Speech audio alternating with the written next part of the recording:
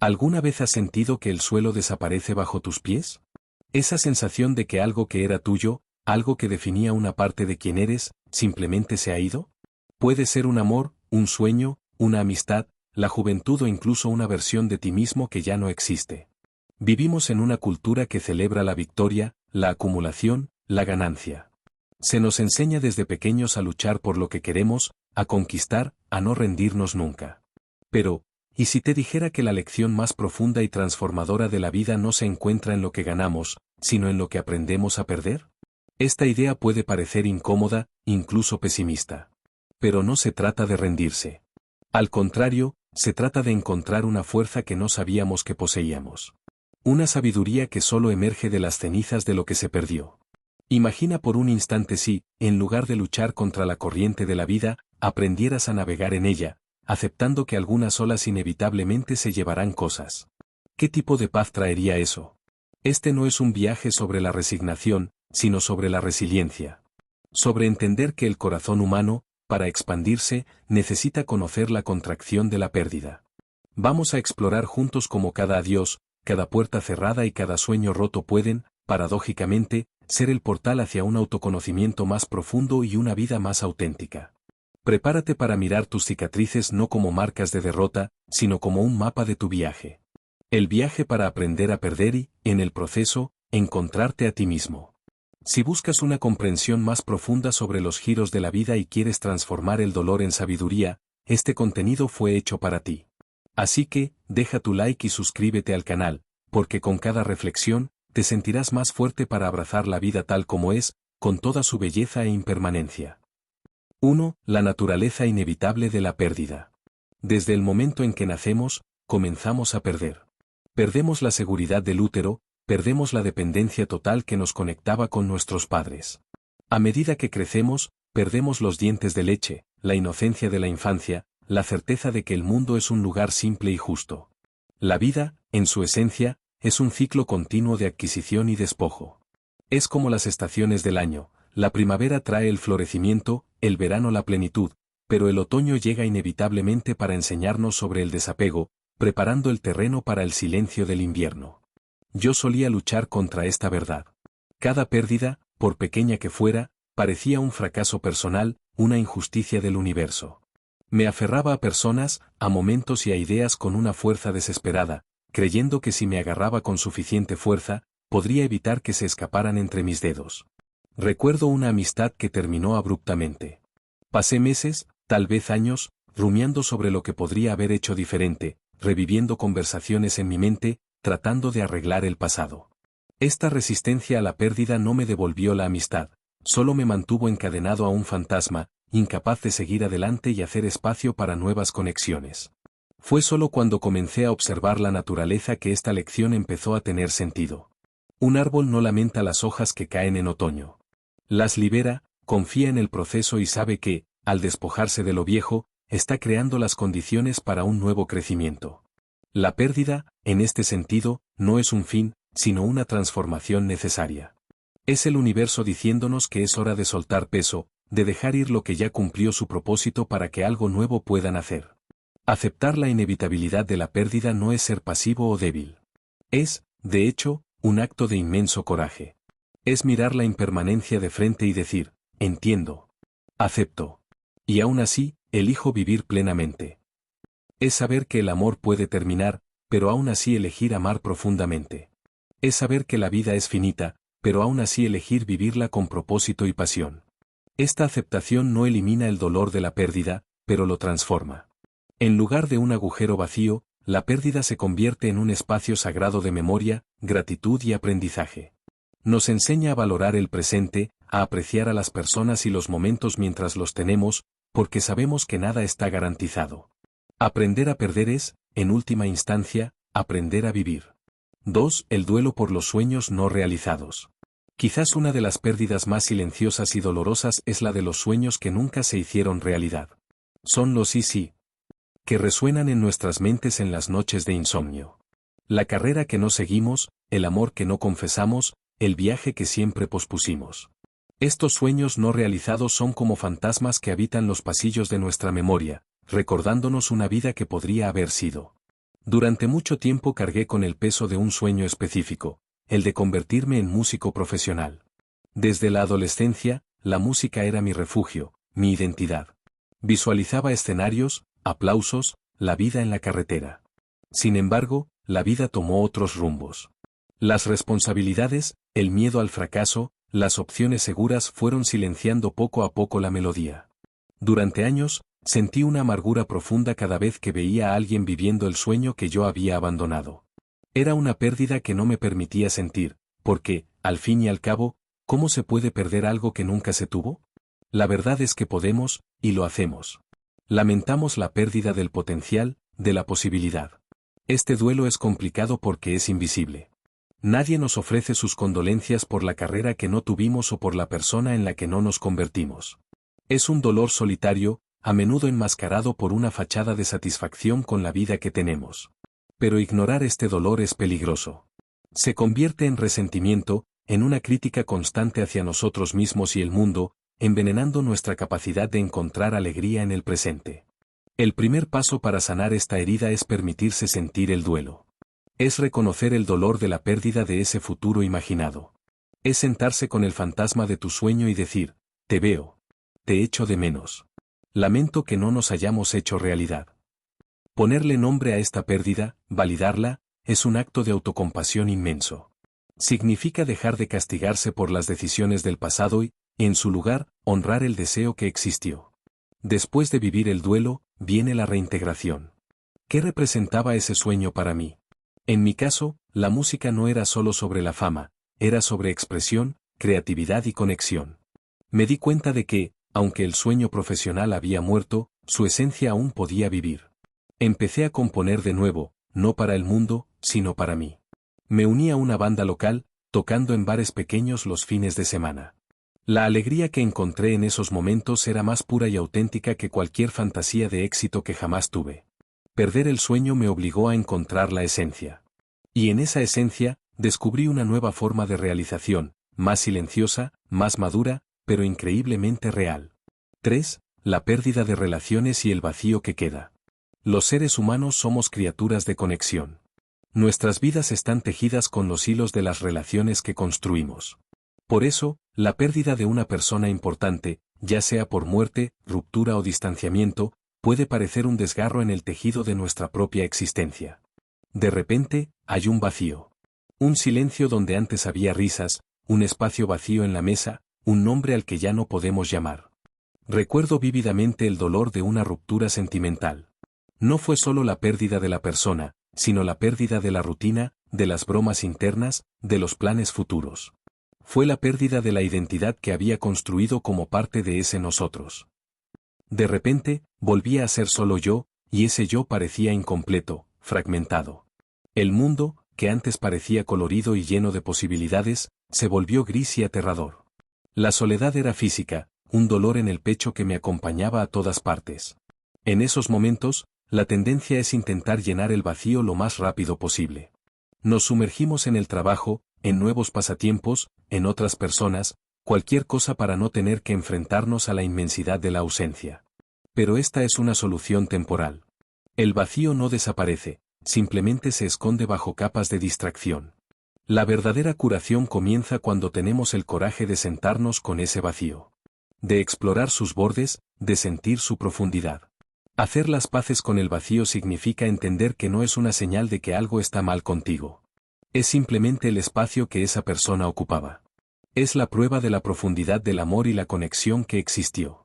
Intentar borrar el vacío es como intentar borrar el recuerdo de la persona. En cambio, podemos aprender a coexistir con él. Con el tiempo, el vacío cambia de forma.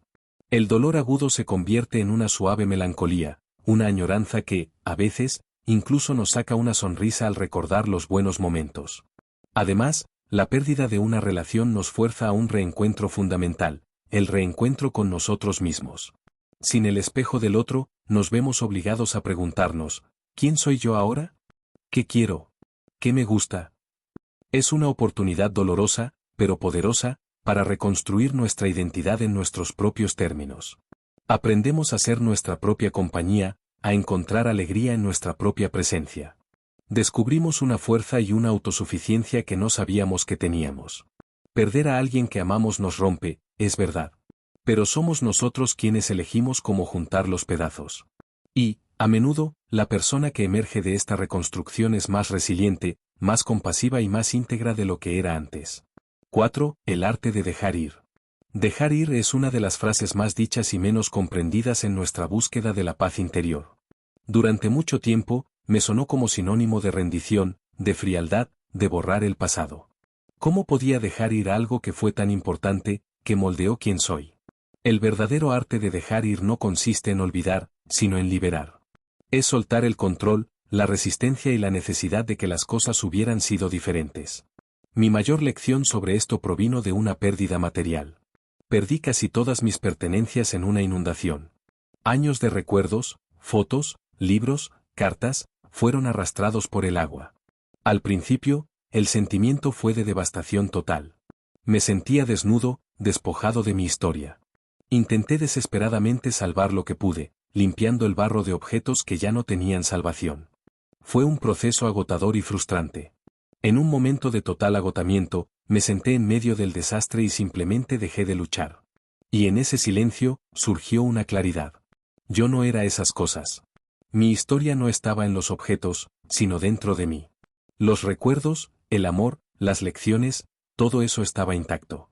Dejar ir los objetos no significaba dejar ir los recuerdos. Significaba aceptar que su forma física se había ido, pero la esencia permanecía. Fue una liberación. Me di cuenta de cuánta energía gastaba aferrándome a cosas, a personas, a resultados, y cómo ese apego era la verdadera fuente de mi sufrimiento. La filosofía estoica me ayudó a profundizar esta comprensión. Los estoicos nos enseñan sobre la dicotomía del control, la idea de que debemos centrar nuestra energía solo en lo que podemos controlar, nuestros pensamientos, nuestras acciones, nuestros valores, y aceptar con serenidad lo que no podemos, el pasado, las acciones de los demás, la muerte. Dejar ir, desde esta óptica, es un acto de sabiduría. Es reconocer los límites de nuestro poder y encontrar libertad en esa aceptación. Una práctica que adopté fue la de la visualización. Cuando me encuentro aferrado a un resentimiento o a un dolor del pasado, me imagino sosteniendo una piedra pesada. Siento su peso, la tensión en mis músculos. Luego, visualizo mi mano abriéndose lentamente y la piedra cayendo. Siento el alivio inmediato en mis brazos, la ligereza que se apodera de mí. Dejar ir no es un evento único, sino una práctica continua. Es elegir, día tras día, abrir la mano y soltar el peso que ya no necesitamos cargar. No es borrar la historia, sino elegir no ser más un prisionero de ella. Es el arte de caminar hacia el futuro con las manos y el corazón abiertos a lo que venga. 5. Redefiniendo el fracaso. En nuestra sociedad, el fracaso es una palabra sucia. Se ve como lo opuesto al éxito, un callejón sin salida, una marca de vergüenza. Crecemos con un miedo paralizante a fracasar. Este miedo nos impide probar cosas nuevas, asumir riesgos, ser vulnerables. Pero, ¿y si el fracaso no es el final del camino? ¿Y si es, en realidad, uno de nuestros maestros más valiosos? Aprender a perder es, en gran parte, aprender a fracasar y a redefinir lo que eso significa. Recuerdo mi primer gran proyecto profesional que fracasó estrepitosamente.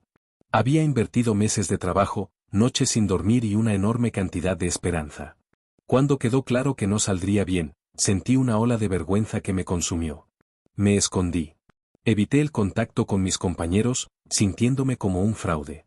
Para mí, ese fracaso definía mi competencia, mi valor como profesional. Me llevó mucho tiempo darme cuenta de que el fracaso es un evento, no una identidad. El proyecto fracasó, yo no era un fracaso. Esta distinción es crucial. Cuando separamos el resultado de nuestra identidad, abrimos espacio para la curiosidad. En lugar de soy un fracaso, la pregunta se convierte en ¿qué puedo aprender de esto? Eso fue lo que hice. Me obligué a analizar qué salió mal. ¿Dónde podría haber planeado mejor? ¿Dónde falló la comunicación? ¿Dónde sobreestimé mis capacidades? Ese análisis, aunque doloroso, fue la lección más importante de mi carrera. Aprendí más de ese fracaso que de todos mis éxitos juntos. El éxito a menudo nos enseña poco, solo confirma lo que ya sabemos. El fracaso, por otro lado, ilumina nuestras debilidades, nuestros puntos ciegos, nuestras suposiciones erróneas. Es un feedback brutalmente honesto que, si tenemos el coraje de escuchar, nos hace más fuertes, más sabios y más resilientes. Thomas Edison dijo la famosa frase, no he fracasado. Simplemente he encontrado 10,000 maneras que no funcionan. Esta mentalidad transforma el fracaso de un veredicto en un dato. Cada fracaso es simplemente una recopilación de información sobre qué no hacer la próxima vez. Adoptar esta perspectiva es liberador. El miedo a fracasar disminuye, porque lo peor que puede pasar ya no es una catástrofe existencial, sino una oportunidad de aprendizaje. Aprender a perder significa abrazar nuestros fracasos. Significa celebrarlos como medallas de honor, como prueba de que tuvimos el coraje de intentarlo.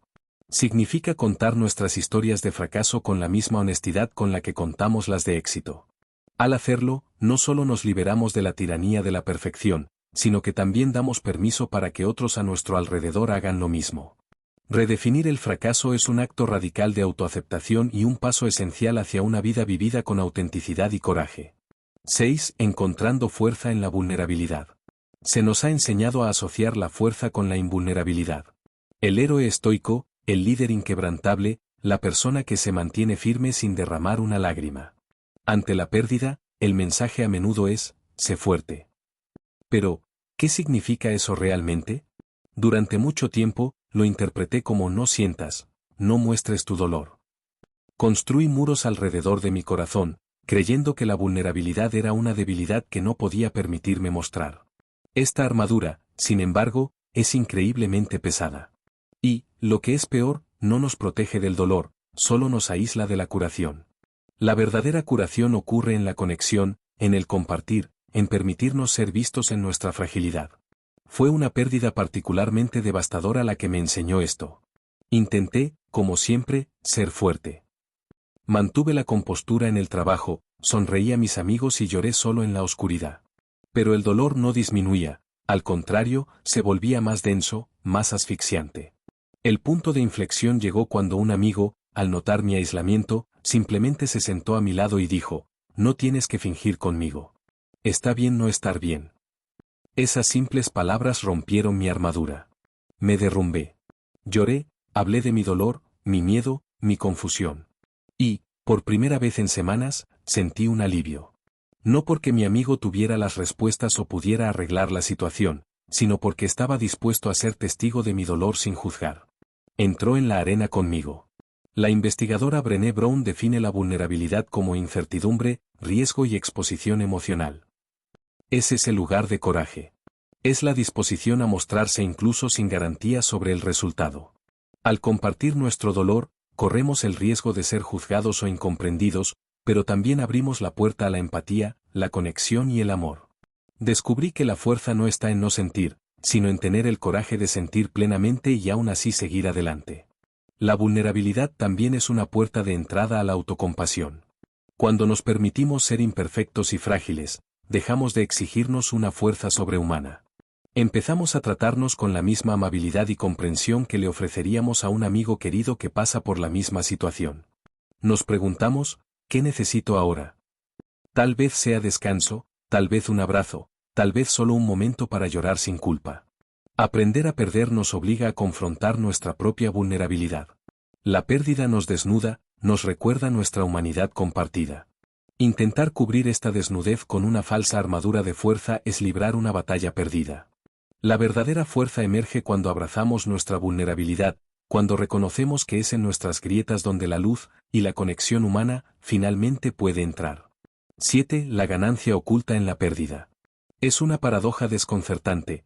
¿Cómo puede haber ganancia en la pérdida? Suena contradictorio, un intento de endulzar una píldora amarga. Sin embargo, si miramos hacia atrás en nuestras vidas, a los momentos de mayor dificultad y dolor, a menudo descubrimos que fueron precisamente esos momentos los que forjaron las cualidades que más valoramos en nosotros mismos: resiliencia, empatía, sabiduría. La pérdida excava un espacio dentro de nosotros, y es lo que elegimos poner en ese espacio lo que define la ganancia. Después de una serie de pérdidas significativas en un corto periodo, un trabajo, una relación y la salud de un familiar, me sentí completamente vaciado. Era como si la vida me lo hubiera quitado todo.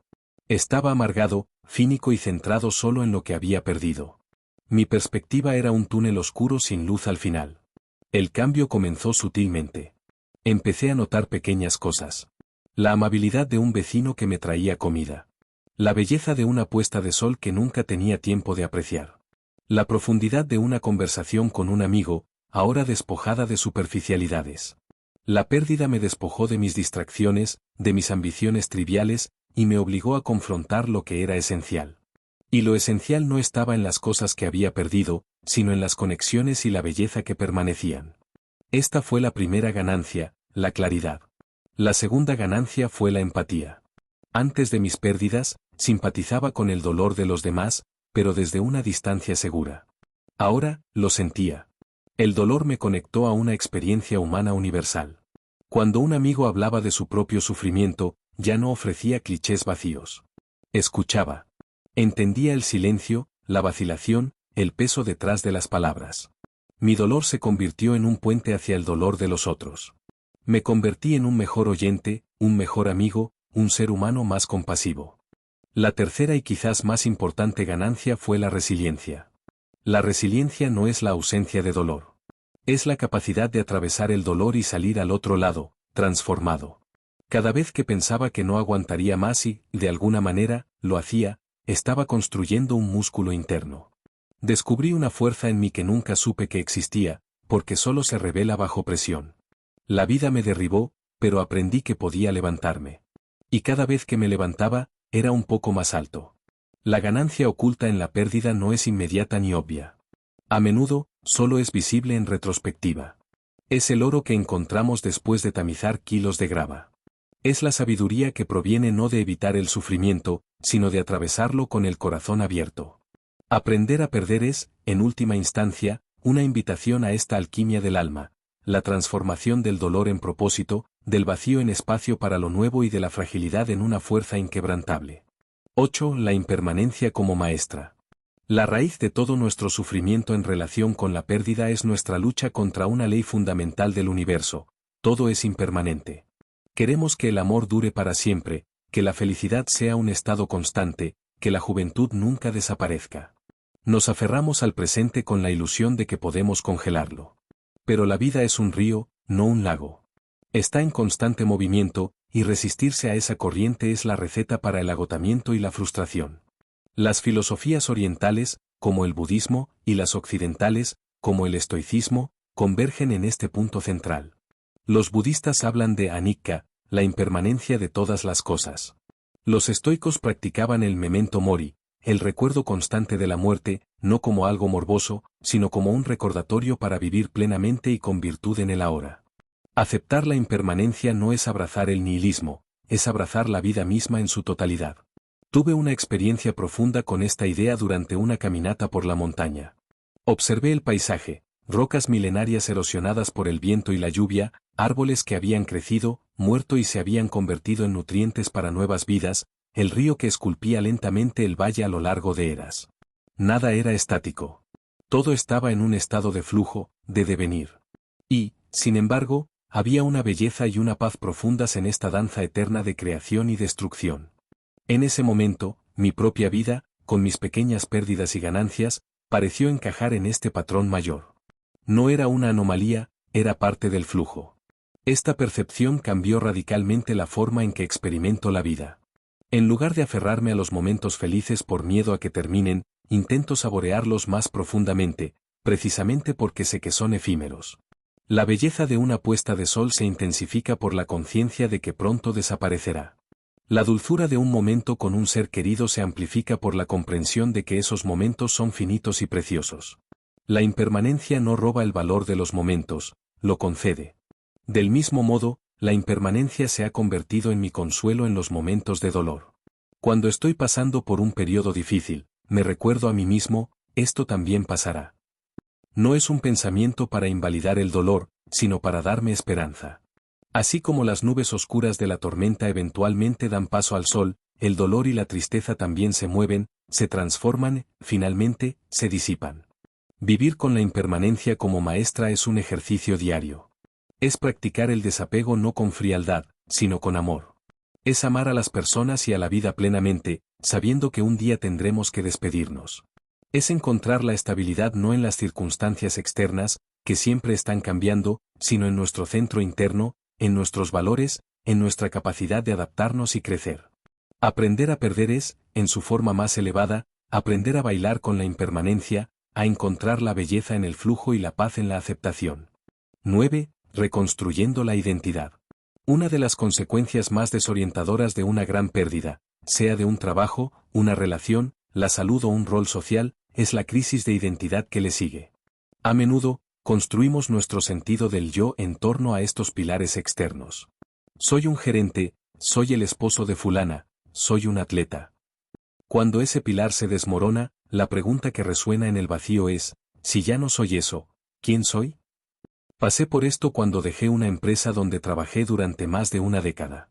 Mi trabajo no era solo lo que hacía, era quien era. Mi rutina, mis amigos, mi estatus social, todo estaba ligado a esa tarjeta de identificación. El día que la entregué, sentí como si me hubieran amputado una parte de mí. Las primeras semanas fueron un borrón de desorientación. No sabía qué hacer con mi tiempo, cómo presentarme a la gente, cuál era mi propósito. La reconstrucción de la identidad es un proceso lento y, a menudo, confuso. No hay un mapa. Comienza con la demolición de lo que queda de la antigua estructura. Es un periodo de despojo, de sentarse con el no saber. Y eso es aterrador. Queremos respuestas rápidas, una nueva etiqueta a la que aferrarnos. Pero la curación reside en resistir esa urgencia. Está en permitirse estar indefinido por un tiempo. En ese espacio de incertidumbre, comencé a hacer preguntas que no me hacía en años. ¿Qué me gusta hacer realmente, independientemente de que sea productivo o me dé estatus? ¿Qué despierta mi curiosidad? ¿Qué valores son innegociables para mí? Lentamente, comencé a experimentar. Tomé una clase de cerámica, algo que siempre quise hacer. Hice voluntariado. Pasé más tiempo en la naturaleza. Empecé a escribir un diario. Ninguna de estas cosas, por sí sola, era mi nueva identidad. Pero, juntas, eran pequeños ladrillos, construyendo una nueva base. Lo que descubrí es que mi identidad anterior era frágil porque se basaba en algo externo irrevocable. La nueva identidad que estaba construyendo era más resiliente porque se basaba en cualidades internas, mi curiosidad, mi creatividad, mi compasión, mis valores. Estas son cosas que nadie me puede quitar. La pérdida nos obliga a sumergirnos más profundamente, más allá de las etiquetas y roles superficiales. Nos invita a construir un sentido de identidad que no depende de lo que tenemos o de lo que hacemos, sino de quiénes somos en nuestra esencia. Es un proceso de volver a casa, a nosotros mismos. La persona que emerge al otro lado de esta reconstrucción no es solo una versión remendada de la antigua.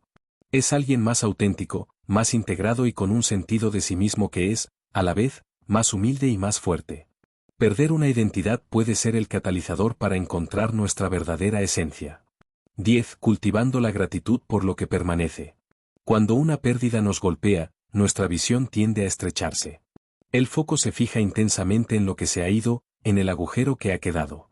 El dolor es tan abrumador que puede ser difícil, si no imposible, ver cualquier otra cosa.